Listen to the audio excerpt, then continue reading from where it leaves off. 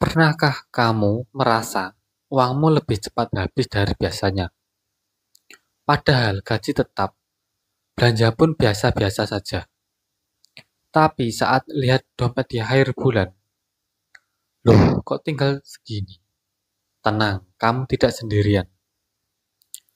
Bisa jadi kamu sedang mengalami dampak dari sesuatu yang diam-diam menyusup dalam hidup kita, yaitu tentang inflasi.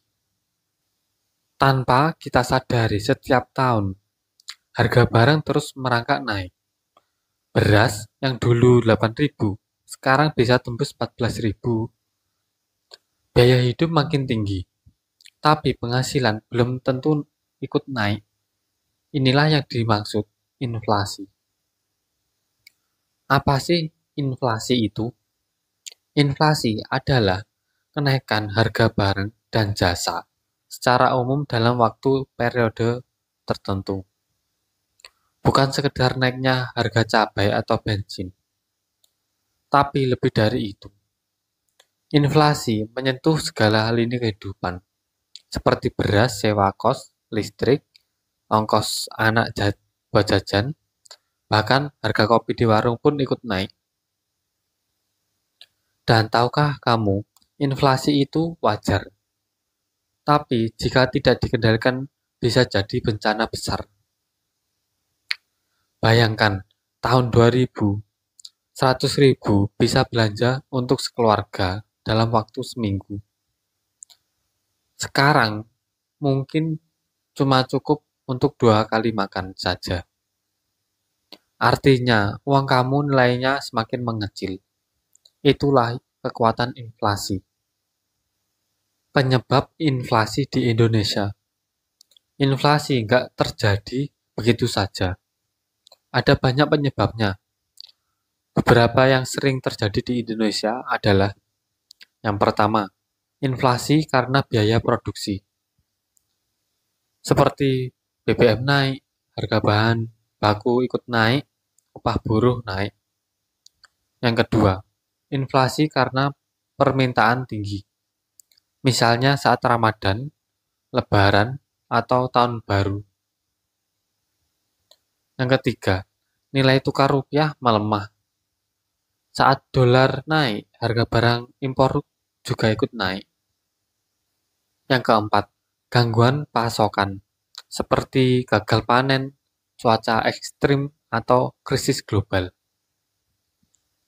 Dan jangan salah, inflasi juga bisa terjadi karena keputusan pemerintah, seperti pencetakan uang baru, subsidi BBM dicabut, atau tarif PPN naik.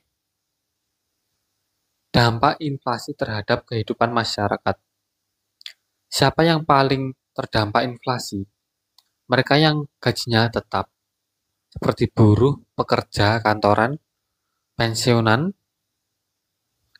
Karena semua harga naik, tapi penghasilan tidak naik. Artinya daya beli kita menurun. UMKM pun bisa kelimpungan. Modal kecil tapi harga jual nggak bisa dinaikkan. Artinya laba semakin tipis, bahkan bisa rugi. Data dan fakta inflasi di Indonesia. Menurut Badan Pusat Statistik atau BPS, rata-rata inflasi Indonesia tiap tahun bersekitar 3-4%. Namun pada saat tertentu, seperti tahun 2002 sampai 2023, inflasi bisa melonjak di atas 5% akibat dari pandemi, perang Ukraina, hingga harga BBM naik tajam. Inflasi tinggi itu seperti racun lambat, nggak langsung kelihatan, tapi terus menggerogoti. Harga rumah naik, biaya pendidikan naik, tapi gaji naik pun pelan banget. Kalau kamu tidak siapkan strategi, kamu akan kalah dalam perang senyap ini. Cara menghadapi inflasi secara pribadi. Lalu, apa yang bisa kita lakukan? Yang pertama, catat pengeluaran dan buat anggaran bulanan. Yang kedua, hindari utang konsumtif. Yang ketiga, cari sumber penghasilan tambahan. Yang keempat, mulai investasi meski kecil-kecilan dulu. Yang kelima, pahami aset yang bisa dilindungi uangmu dari inflasi. Contohnya emas, properti, reksadana. Ingat, bertahan di tengah inflasi bukan soal jadi kaya, tapi soal jadi cerdas. Pemerintah dan Bank Indonesia punya tanggung jawab menjaga inflasi tetap stabil. Mereka bisa menaikkan suku bunga, mengatur pasokan pangan, mengendalikan impor, dan menjaga cadangan devisa. Tapi tentu saja kita tidak bisa sepenuhnya bergantung pada negara, karena inflasi global tidak mengenal batas negara. Strategi jangka panjang melawan inflasi. Ingin menang lawan inflasi, bangun 3 hal ini. Yang pertama, mindset keuangan sehat. Yang kedua, income yang tumbuh terus. Yang ketiga, aset yang nilainya naik terus. Mulailah belajar soal investasi. Pahami resikonya. Beli emas, boleh. Reksadana, oke. Saham lebih baik kalau kamu paham. Dan jangan takut memulai, karena ketidaksiapan menghadapi inflasi jauh lebih mahal daripada resikonya.